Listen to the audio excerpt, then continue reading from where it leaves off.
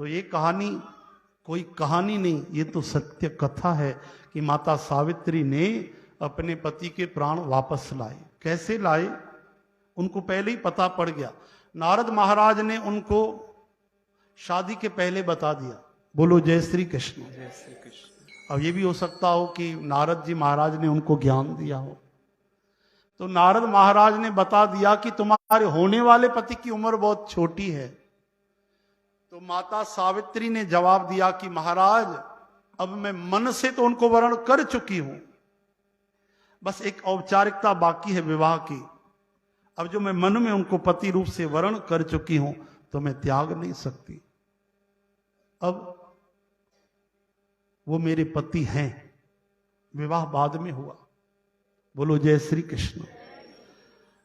अब जब समय हो गया तो माता सावित्री बड़ी सावधान थी, उनको पता था। एक दिन वो जंगल जाने लगे तो वो भी साथ में जाने लगी। ससुर से आज्ञा मांगी। उनके ससुर भी राजा थे, लेकिन बड़ी दुर्दशा थी। युद्ध से अलग होकर जंगल में निवास करते थे। उनके नेत्रों की ज्योति चली गई थी। बोलो जय श्री कृष्ण। राजपाट छिन गया था। मेहनत मजदूरी करके उसके पति सत्यवान गुजारा करते थे। लकड़ियां तोड़ने गए। आज माता सावित्री ने अपने ससुर से आज्ञा मांगकर वे भी साथ गई। उनको समझ आया कि आज कुछ हो सकता है, समय हो गया है। और जैसे ही जंगल गई तो काम करते करते थोड़ा चक्कर आया सत्यवान को, तो समझ गई कि वो घड़ी निकट आ गई। बोलो जय श्री कृष्ण। और जब धर्मराज भगवान आए प्राण हरने के लिए, प्राण हर के चलने लगे, तो बड़ी प्यारी कथा आती है। माता सावित्री ने भी दिव्य दृष्टि से देख लिया और पातिव्रत्य धर्म के तेज से वो भी पीछे पीछे चलने लगी।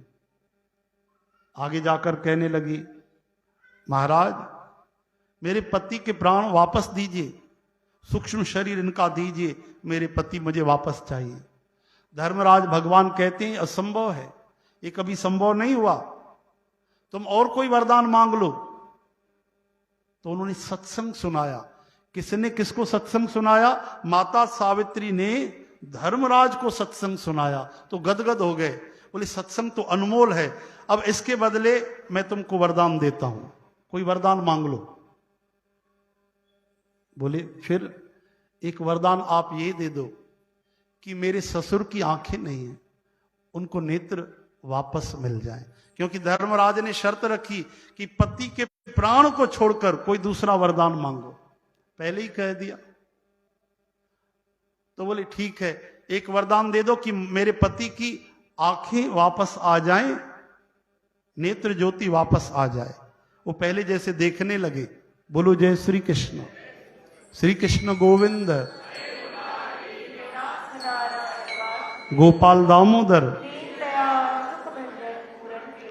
बोले तथास्तु, वरदान दिया। फिर आगे बढ़े तो दूसरी बार सत्संग सुनाया, वो सत्संग भी लिखा हुआ है। फिर राजी हुए। बोले एक वरदान और मांग लो, तुम फिर वापस आ रही हो, तुमको कहा ना वापस जाओ, पति वापस मिलने वाले नहीं। माता सावित्री ने कहा भगवान एक कृपा करो। क्या आप सत्संग सुन के राजी हैं? हां। देवी पति को छोड़कर दूसरा कोई वरदान मांग लो। धर्मराज भी चौकन्ने। बोलो जय श्री कृष्ण। बोले कोई बात नहीं, मेरे ससुर को उनका राज्य वापस मिल जाए, समृद्धि मिल जाए, वंश मिल जाए। बोले तथास्तु, अब तुम वापस जाओ। जैसे ही आगे चले फिर देखा पीछे सावित्री देवी आ रही है। फिर उन्होंने तीसरी बार सत्संग के वचन सुनाए। फिर धर्मराज जी प्रसन्न हो गए। बोले बस अब आखिरी वरदान तुम मांग लो, लेकिन याद रखो पति को छोड़कर, पति में देने वाला नहीं, उसको छोड़कर कोई दूसरा कोई भी वरदान मांग लो। अच्छा, तो माता सावित्री ने कहा कि मुझे महाराज 100 बेटे चाहिए, औरस पुत्र, सगे बेटे। बोले तथास्तु, अब चली जाओ। धर्मराज ने कहा तथास्तु, चली जाओ। तो सावित्री माता ने कहा मैंने कहे सगे बेटे, हाँ हाँ तथास्तु कहा ना, तो महाराज बेटे तो तब होंगे जब पति आप वापस दोगे। हरे राम। अब धर्मराज महाराज ने सर पकड़ लिया, बोली देवी आज तक जीवन में कभी ऐसी चूक हुई नहीं, ये कैसे हुआ? धन्य है तुम्हारा पातिव्रत्य धर्म, धर्म धन्य है तुम्हारी पति की भक्ति।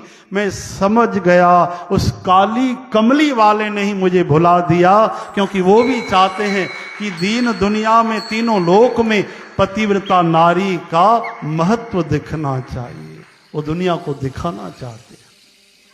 हरे राम। तो इस तरह उनके पति वापस आए।